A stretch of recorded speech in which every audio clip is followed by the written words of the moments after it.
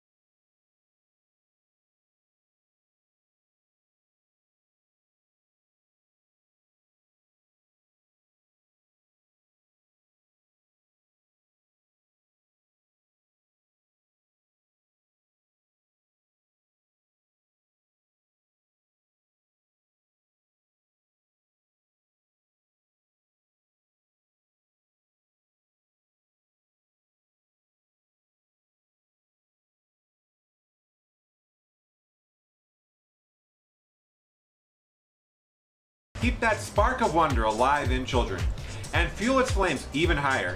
And it's easier than you might imagine. Let's take a look at how you as a 4-H volunteer can help children do science inquiry. By integrating a few simple yet powerful concepts into 4-H experiences, you'll nurture the growth of the inner scientist that is found in all youth. These concepts include making observations, asking questions, conducting experiments and using scientific tools, drawing conclusions, and finally, sharing your results. Science begins and ends with making observations. It is perhaps one of the most critical elements of science inquiry. Children are naturally curious, and we can nurture this curiosity by guiding them to explore a new phenomenon or by viewing everyday things and experiences from different perspectives. Imagine how the world changes when we view it through a telescope or microscope. What might kids discover when we urge them to look up, under, and further into the environment in which they live? How does it look, sound, feel, smell, or taste? How many treasures await the child who digs a hole, splashes in a puddle, takes apart a toy, or climbs over an obstacle to discover what is on the other side? Why did that happen? How does this work? What will happen if? Kids who explore the world find themselves brimming with questions as they seek to answer the unknown. As adults, we should support and celebrate this inquisitiveness. A child who asks a question has taken the first step of a journey that leads to problem solving, critical thinking, and solutions.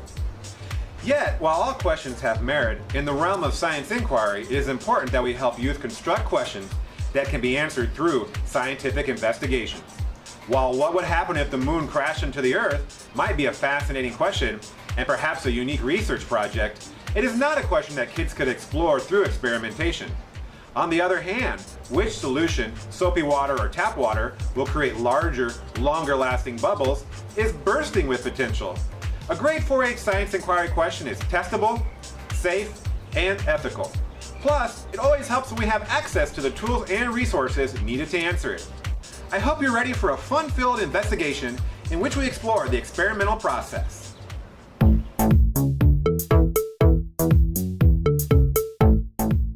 What's the very first thing that a scientist does? It's not experiments. It's not experiments.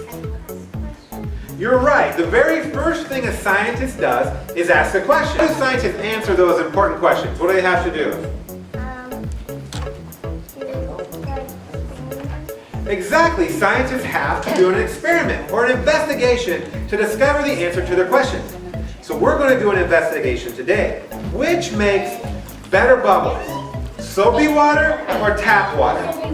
So what do you guys think? Let's have a prediction. Because remember, if we're doing an experiment, often you make a prediction. You have a guess of what the answer is going to be. So you think soapy water? Who else thinks soapy water? Raise your hand if you think soapy water is the answer. Ah, who thinks tap water is the answer? We have a couple tap waters. So we're going to figure it out. So everyone, to do an experiment, you've got to have tools. We have to have scientific tools to do an experiment. Now, a tool doesn't have to be a microscope or a really fancy piece of equipment. It can be easy stuff. So I have some tools for us here. First, we have some baking pans. Yeah, it's easy stuff, right? Some baking pans. One is going to be for soapy water. The other is going to be for just regular tap water. Then we have, what's this? String. We have to have string. We also have to have straws. We're going to use the string and the straws to make a bubble maker. We have to have a bubble maker. Water. So I have a nice big bucket of water here. That's plain old tap water. What other kind of water do we have to have if we're going to try and make bubbles? Soapy water. Soapy water. So I mixed up some dish soap and some just regular water. You guys can do this at home. Now the first thing we have to do is build one of the most important pieces of equipment, and that is the bubble maker. So what you guys are going to do is you're going to have a nice long piece of string. You're going to carefully thread the string through the straw. I put one straw on. Now I have to put two.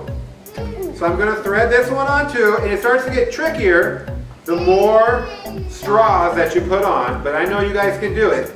I know you can. And then what are we going to do? What do you think the last thing we have to do to this is?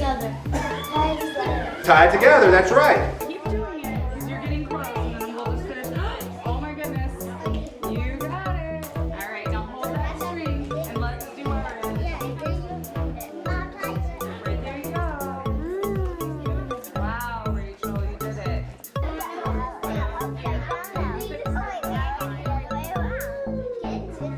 Why is it important not to mix the tap water and the soapy water if we're doing an experiment? Because it will get mixed up. Exactly, we don't want to mix it up. We have to have some controls in our experiment.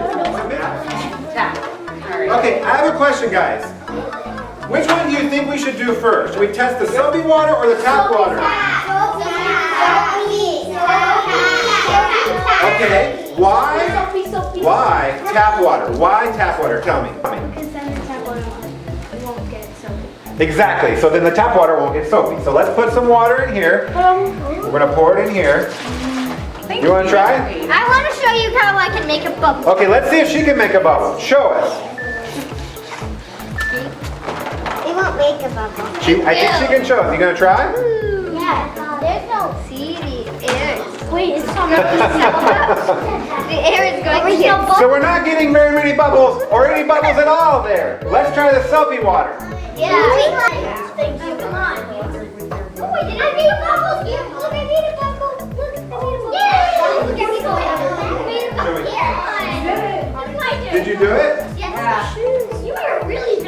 Watch this. I'll show you another trick, guys. Watch this. Woo! Yeah, you made a bubble.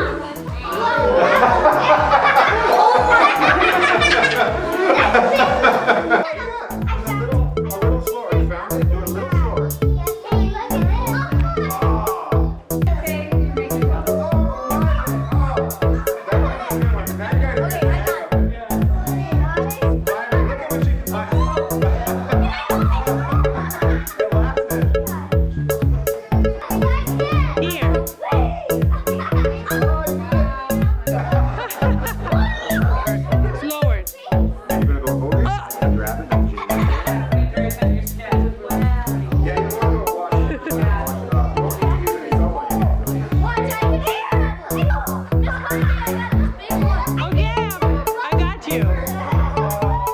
There's a lot of questions that we created when we were doing this experiment, not just the first question that we had. But to answer our first question, which makes the best bubbles, soap or tap water?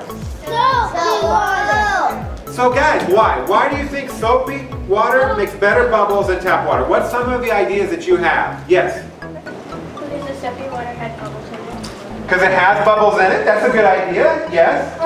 The soap water expands. Ah, the soap water expands, yes? And the tap water just all sticks together. And the tap water just sticks together? That's excellent. Give yourselves a round of applause, please. And then raise your hand if you think science is fun. I think it's really fun. I love science. Wow, that was fun. And Eureka! We have drawn a conclusion, discovered the answer to our question. Soapy water creates larger, longer lasting bubbles than tap water. Of course, we might ask, so what? How does this apply to the real world? Well, we can connect what we've learned to subjects and issues such as properties of water, pollution, buoyancy, and even clothing care. Keep going. What other connections can you make with bubbles? That is one of the greatest things about science inquiry. One experiment is never enough, and today's answers lead to tomorrow's questions.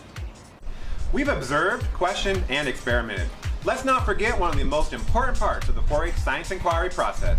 That is sharing what we've discovered with others. In 4-H, there are numerous ways for youth to share their knowledge. From illustrated talks and demonstrations, to record books and fair exhibits, to simple show and tell at a club meeting. By inspiring children to share their knowledge, you'll help them develop their self-confidence and public speaking skills, while passing on their findings to others, who may use that information as a springboard to new discoveries of their own. One of the great things about science inquiry is that moment when a child comes to you with a question. You don't need to have all the answers, because their question often opens the door into your next science investigation. Responding with, "What a great question! I don't know the answer. Let's investigate and find out," is perfect. We hope that you'll join us for part 3 of this series, Making Connections with 4-H Science, as we further apply science inquiry to some of Florida 4-H's most popular project areas. Have a great day.